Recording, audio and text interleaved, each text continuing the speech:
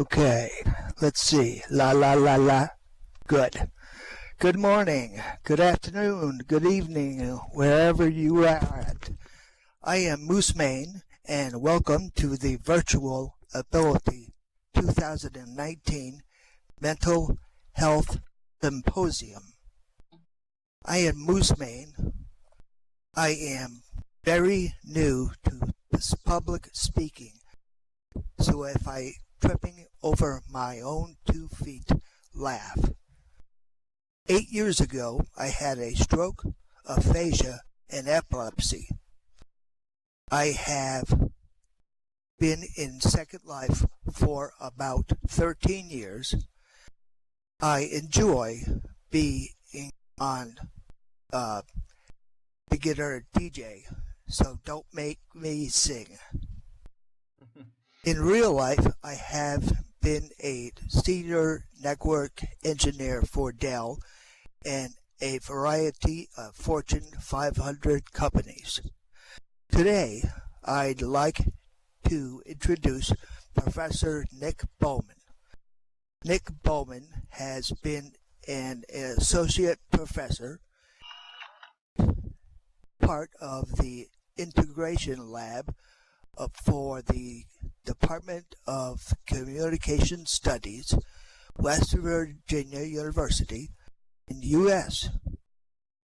He's interested how people communications difficulties affect the way we interact, and in particular the impact of video games and social media. He views entertainment technology as a way for learning and communicates discourse.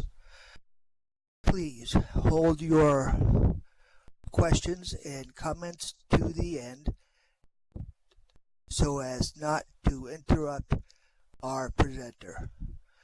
Welcome, Professor Bowman. The floor is yours.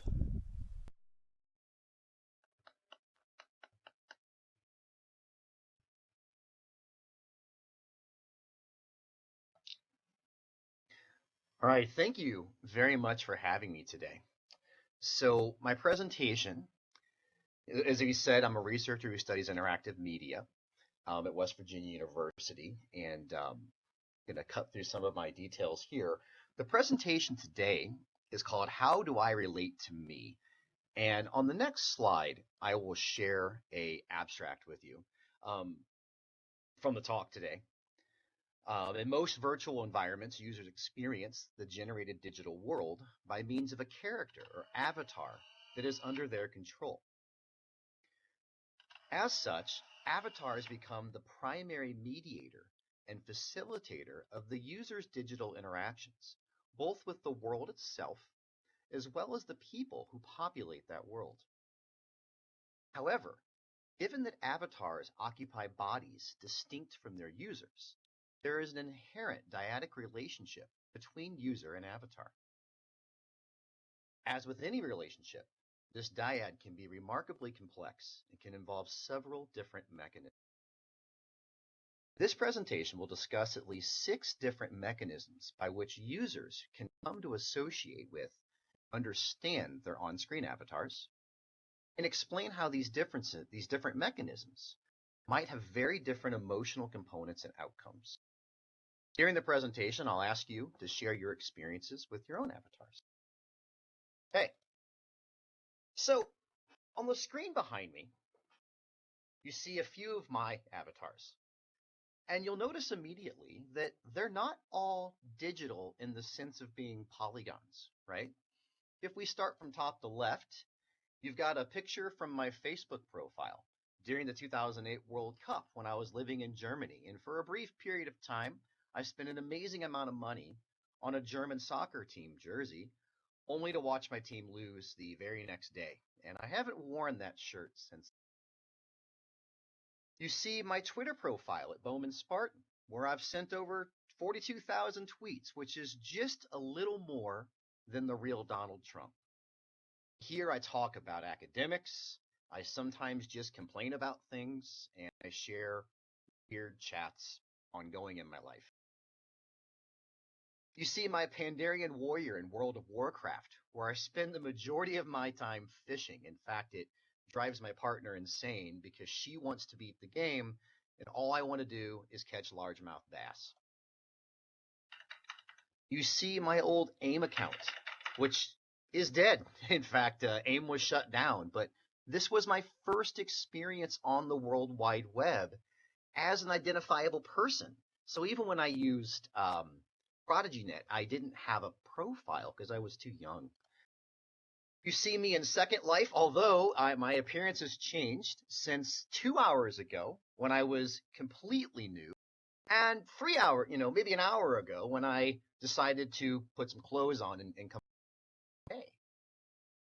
My character Nico from Fallout 76, where I've been researching since 2018, and as a professor at West Virginia University, it's a very natural place for me to get engaged with the many people who are playing this.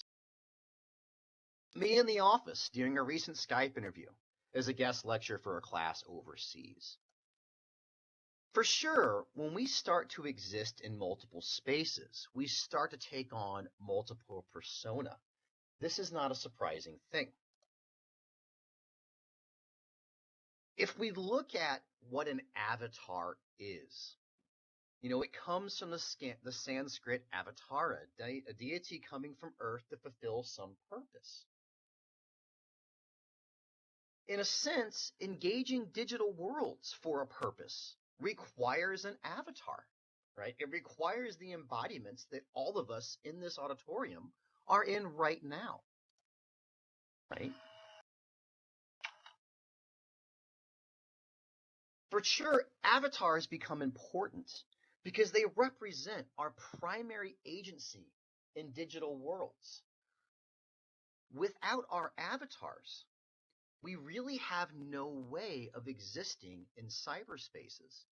And as I say this, I should note that an avatar doesn't necessarily have to be made of polygons.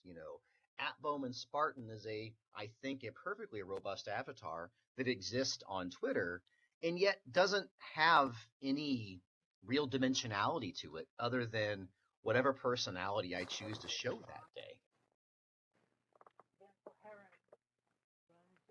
Just as Vishnu took on many different avatars.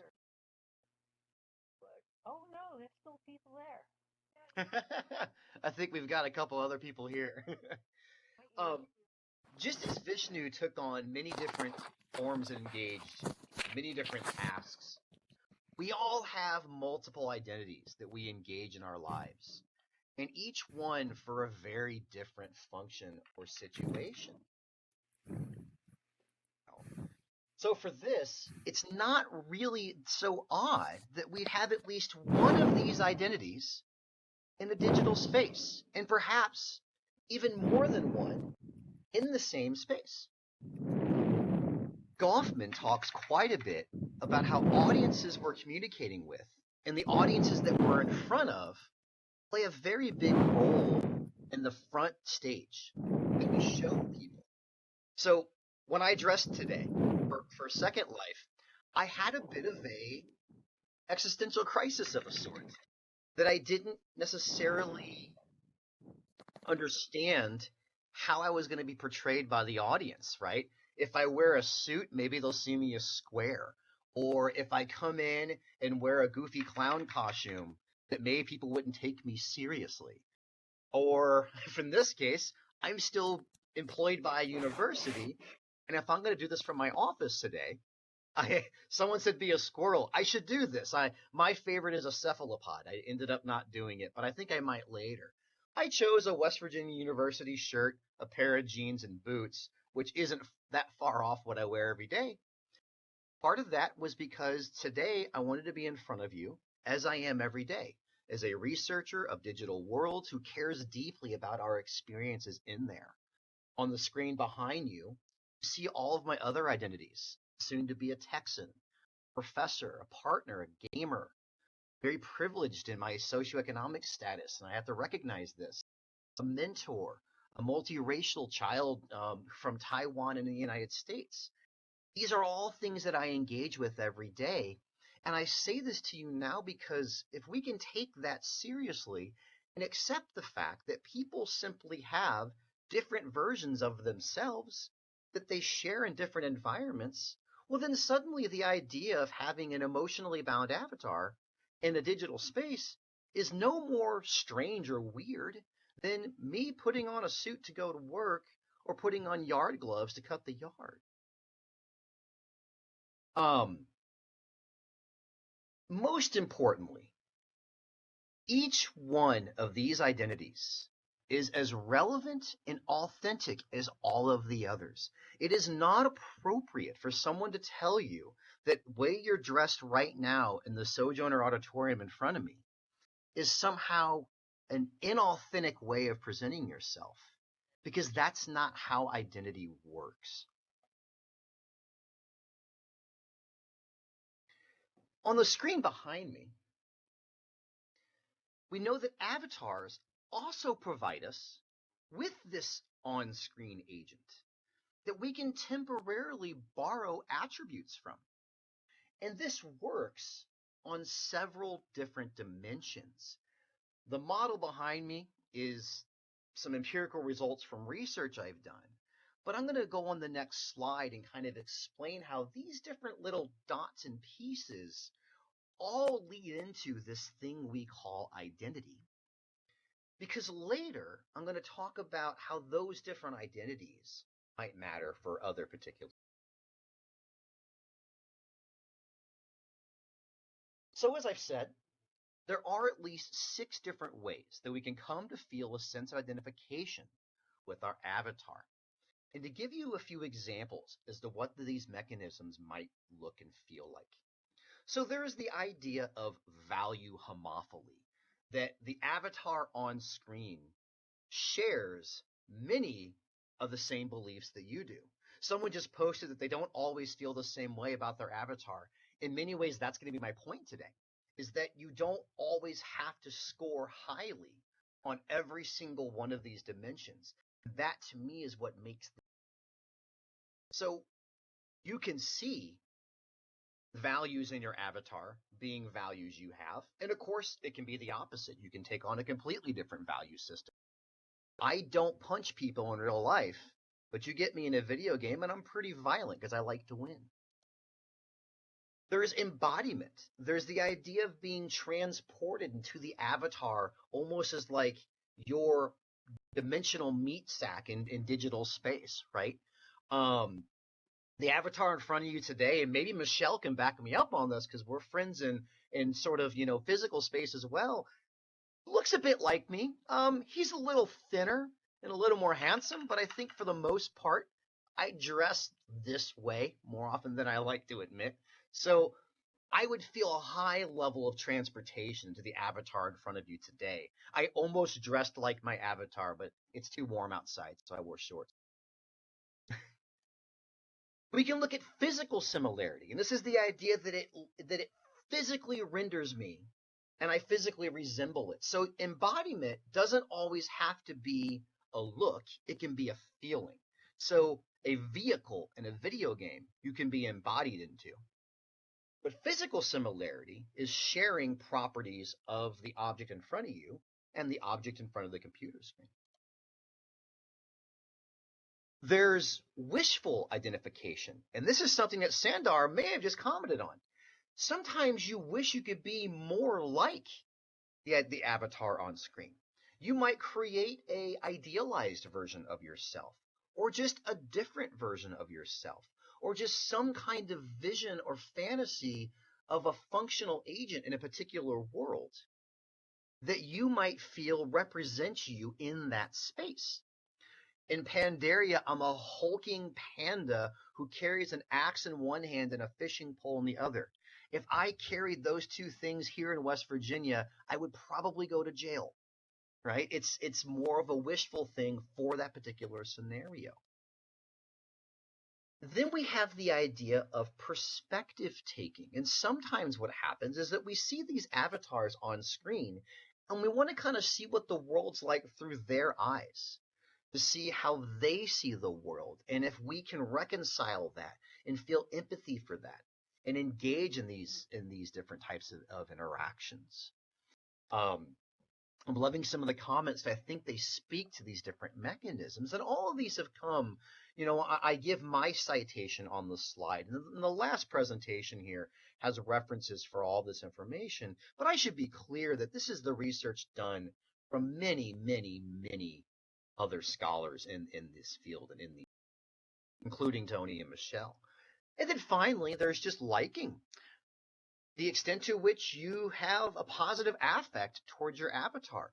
Not everybody does for any number of reasons. And so I submit these 6 different mechanisms to you as ways to sort of not treat identification as a unidimensional and monolithic and singular thing. It's not just that you either are or you aren't your avatar. It is far more complex than that. And that's what makes so much of this experience so interesting, because not all of us have the same dimensions of identity with our avatars as other people sitting in the same room have with their avatar. And that adds a layer to these social interactions that is fantastic to me, and I think to many of you. So I suspect that if each of you thought about your avatar that you're occupying right now, you might agree with the mechanisms and you might disagree with others. So something interesting about avatars is that as we engage them, and as we engage other people who also have avatars, we can actually see this as a bit of a quartet, that there's a conversation that takes place. In a sense, we see 4 people. We see the avatars, mine and yours, and then there's the people behind those avatars, me and them. This is something that my partner Jamie Banks has researched with her colleagues, that when we're talking about these interactions, the user's avatar is also relating to another user's avatar. And I would only submit that that's a lot of communication. And it's what makes online spaces fascinating and sometimes very confusing, and maybe not the kinds of things that we necessarily know how to cope with or handle, because to some extent, we may not have these things in our physical space, although I might contest that, because certainly when I talk to my boss and she's wearing a power suit, it's very different than when I see her at the grocery store simply, wearing sweatpants and buying milk. To go a little further, in the model shown behind me, we can also recognize, going from left to right, 4 different player avatar relationships and different types. And these have happened in several studies from our own research lab and also from my colleagues here at West Virginia, including my partner Jamie. So for example, we can see the avatar as object, in which I see my avatar is a tool or a game piece. That's it. It's just a functional object to get me to do something. So when I first engaged this Second Life invitation, I didn't think that I was going to put a lot of time into my avatar. Not because I wanted to disrespect the audience, but I simply saw it as I have to have something for people to look at in order for them to understand that somebody's talking. And it was very much just like a object. And then, like many of you in the auditorium, I started playing around. I started walking around. I started feeling out my avatar and developing a little bit of personality. And suddenly I found myself shifting into the next category, the avatar as me, in which we see our avatar as an extension or a representation of ourselves in that digital space. We focused on social and ritual interaction. we focused on the fact that this can be fun to play with, right? And we shift. But the funny thing is, that's not where it stops. I think many scholars stop there. It's either an object or it's me Somebody just referenced Google Gobble, and I'm laughing right now inside because it's one of my favorite skits in any movie. The point of this model, however, is there's even more to it than that. It doesn't have to be an object, and it doesn't have to be a me.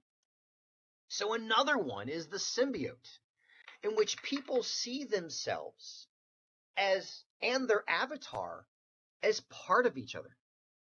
One thing that ends up happening is that you might create a authentic social other because maybe you're not comfortable with what's happening in your life right now, but you also don't want to abandon who you are.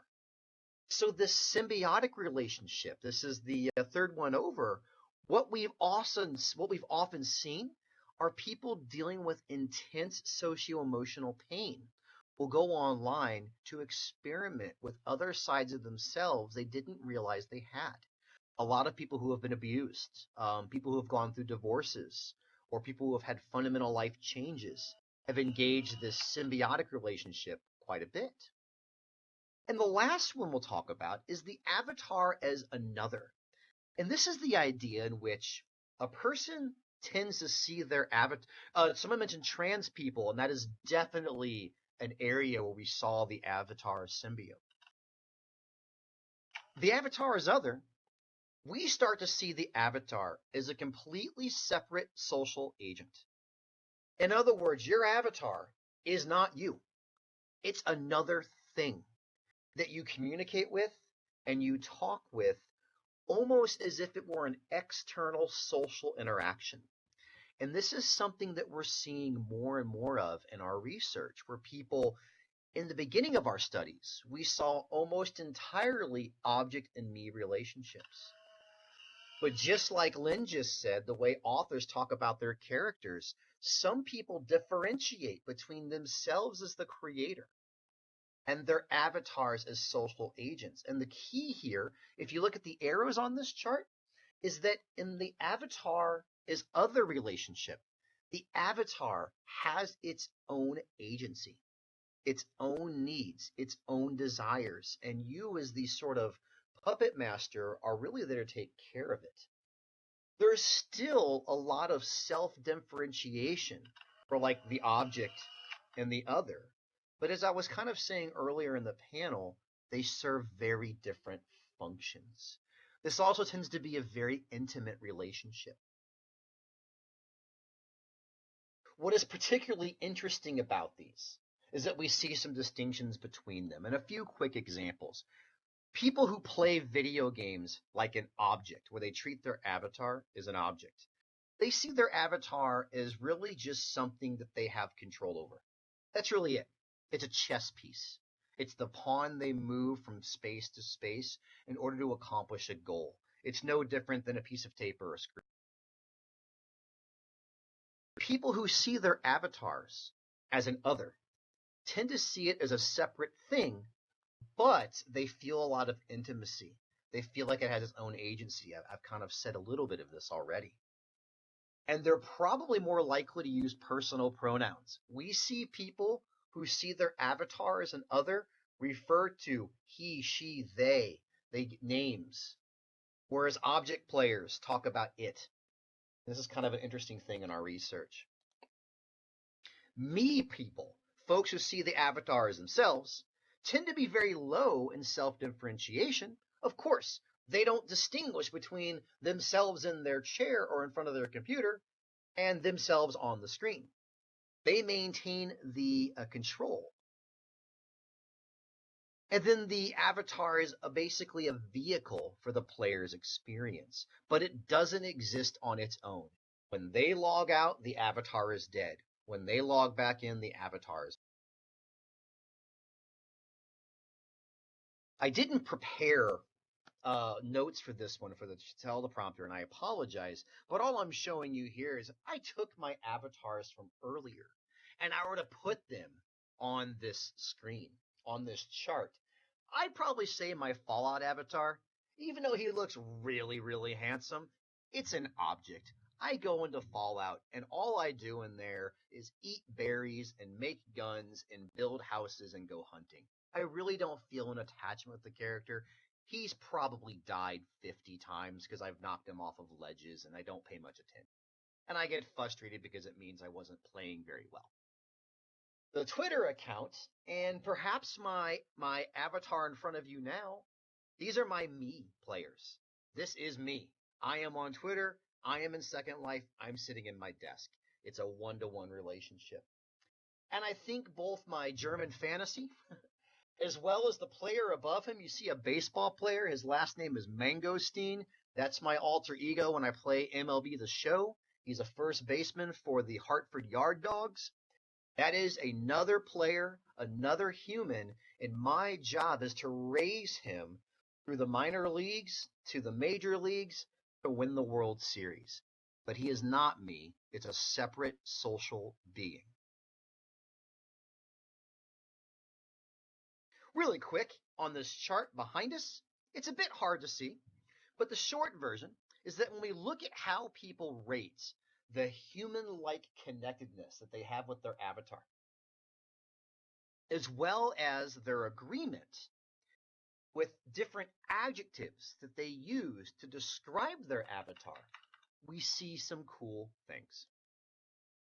We see that when folks use words like toy, tool, puppet, and object, they tend to have very low levels of human-like connectedness. Someone asked about the slides. I'm happy to share the entire deck with anybody who asks. That's no problem whatsoever. As people have higher scores on this idea of human-like connectedness, you start seeing folks use avatars, adjectives, extension, representation, piece of me, mirror, identity. All of these things talk about an avatar as me.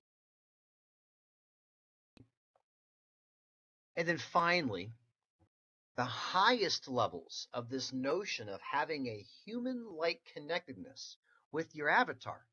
These are folks who use adjectives like person, partner. They're very much using language that distinguishes them from their avatar. Okay. So here, I've suggested just a couple of different scenarios that could happen in a digital world in which our emotional reactions might change quite a bit depending on the relationship that we have with our avatar.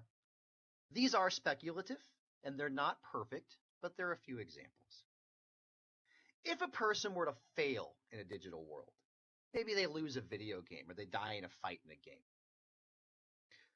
an object player would probably be frustrated or angry because they lost and it was a barrier to winning. A me person might be disappointed or self-loathing, or they might see the failure as an ego threat. It's a very different reaction.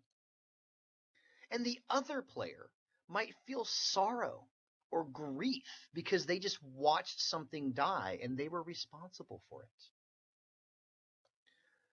Of course, remember, these people do not feel as if they have any control over the avatar, but they feel an intense connection with it, like a pet or a loved one.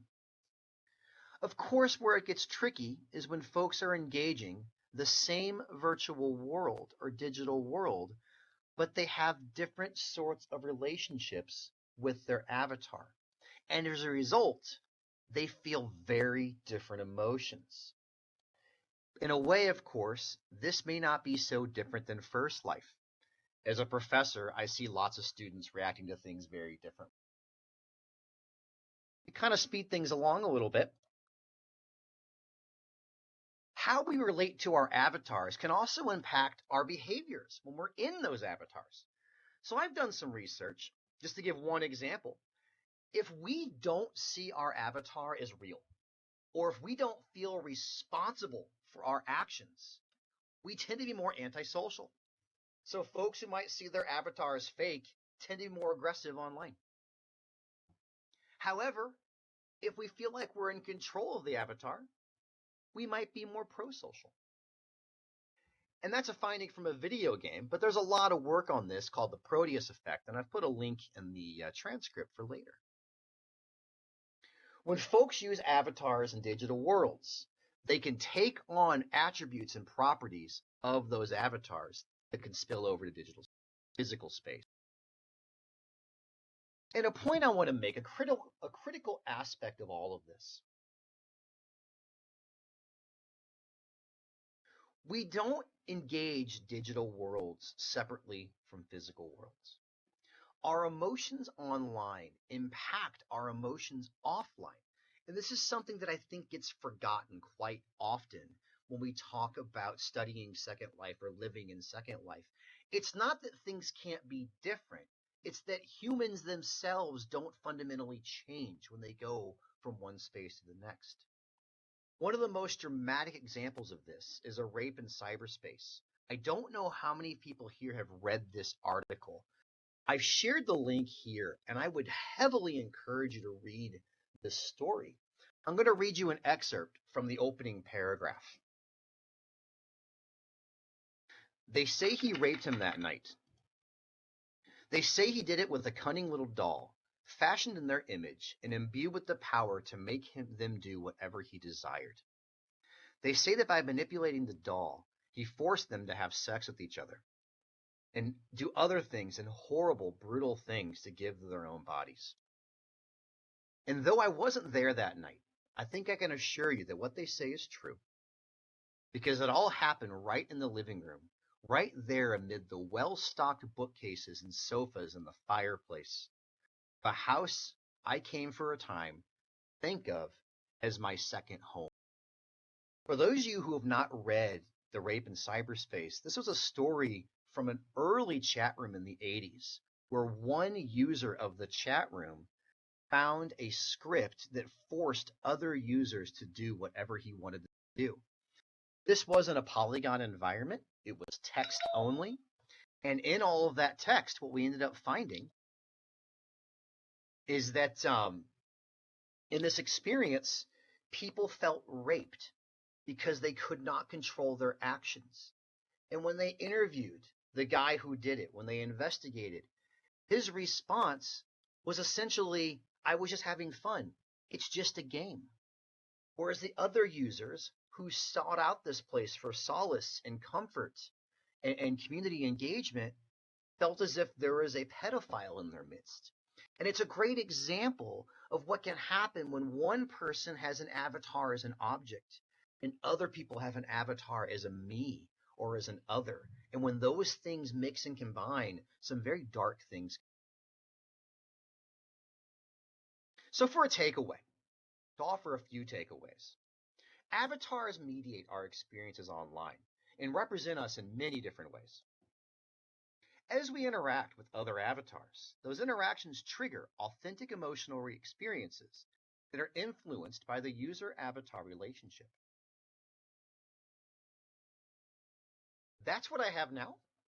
I would love to chat more, and I really hope we could spend the next 10 to 15 minutes talking about some of this.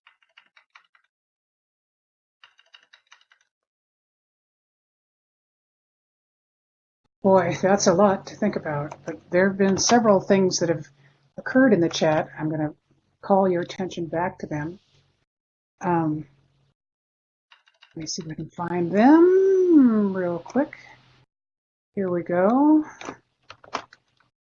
Yeah, please. Lots of applause. This was amazing. Okay, Sandar said way back when, I am Sandar. Now, Nick, you're as a researcher.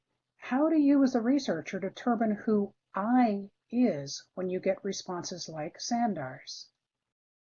Sure. So the shortest possible answer is we use a lot of multi-methodologies, a lot of mixed methods. So we've developed some self-response scales where folks can fill out different questionnaires, and we can take the pattern of those answers and kind of hone in on what it is they're talking about.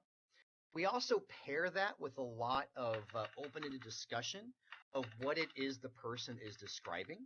So we can usually see if they're describing a certain avatar, and they're describing themselves in the scale in a certain way.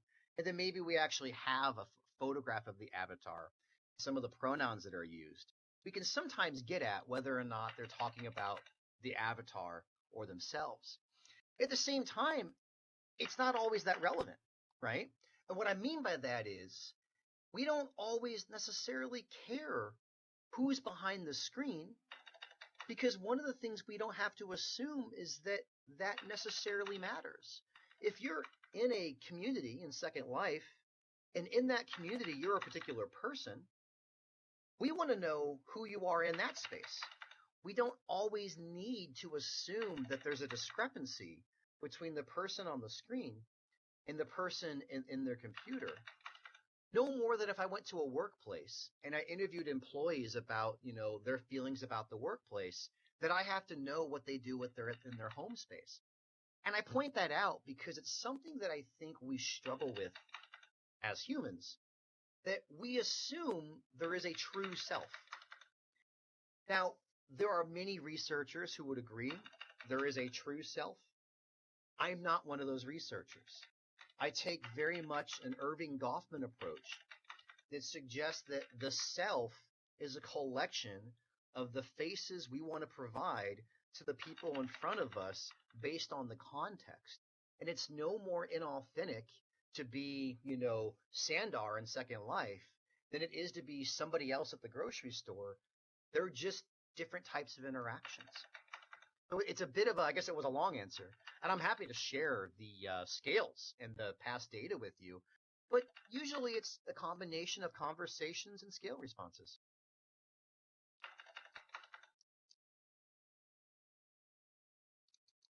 And Lynn had a comment.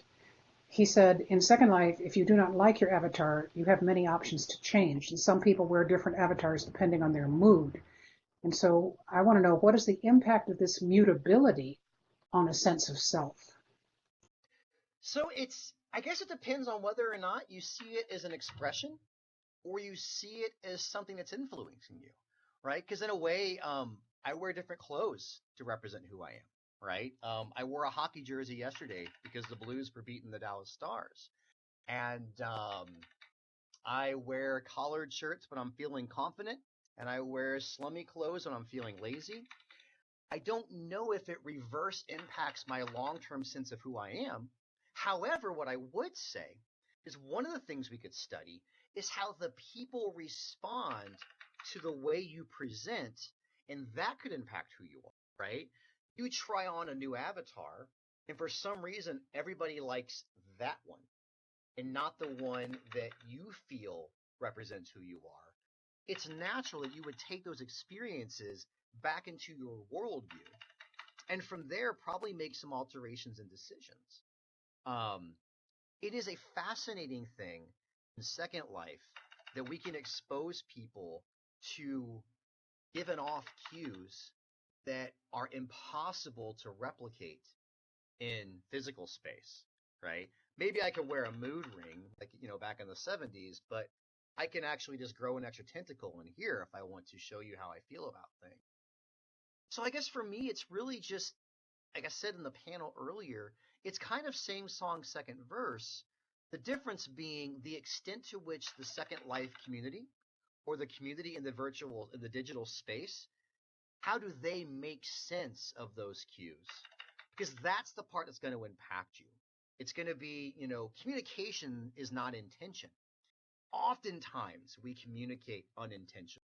Those things often are more powerful than what we think we're saying.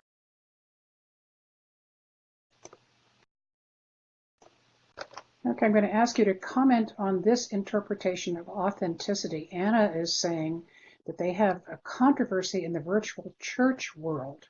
They want to talk about whether non-human avatars can take a leading role in worship because they are somehow role-playing or inauthentic.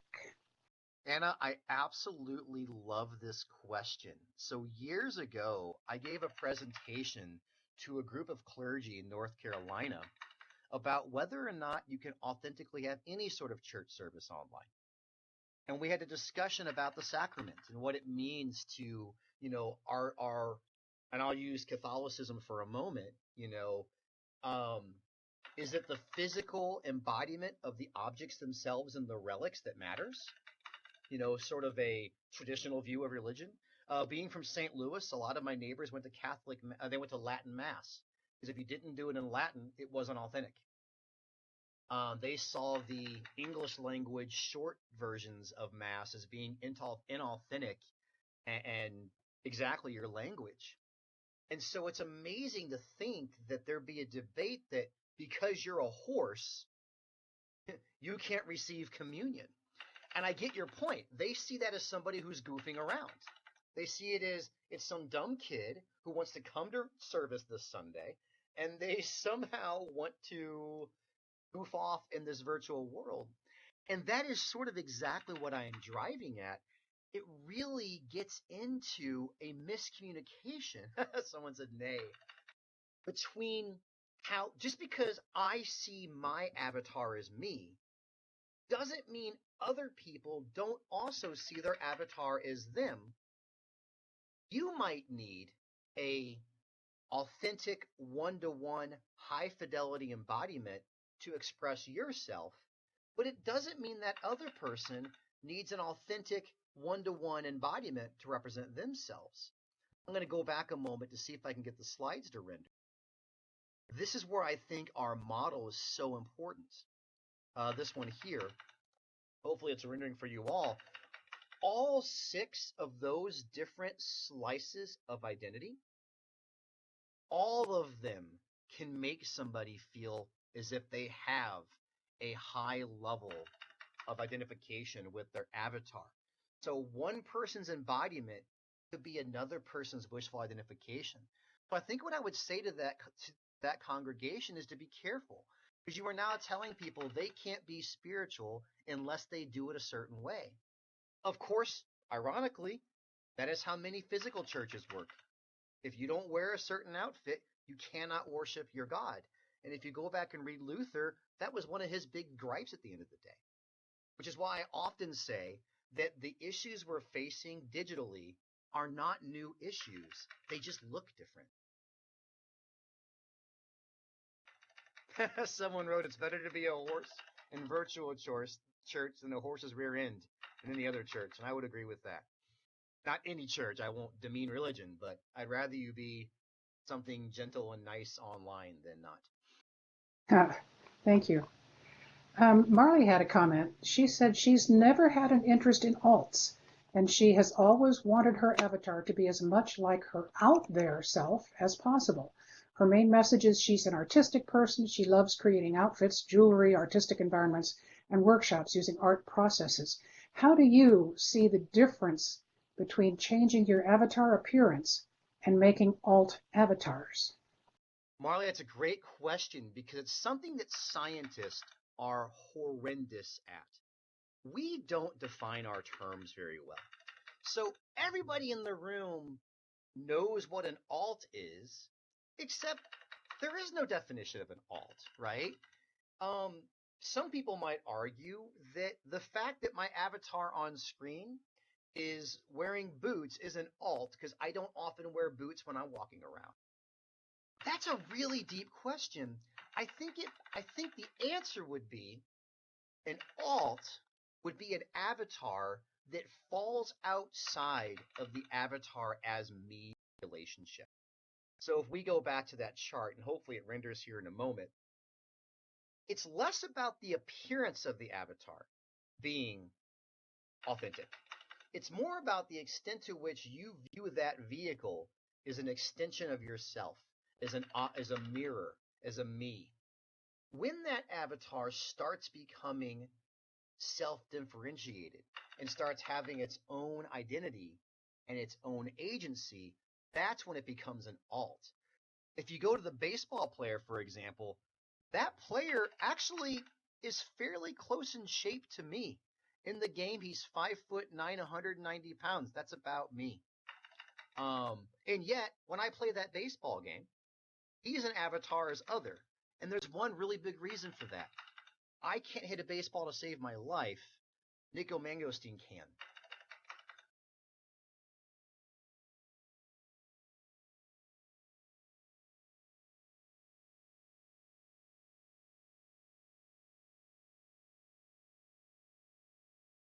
Oh, someone posted, do we think we sometimes discover who me is when we perform via our avatar?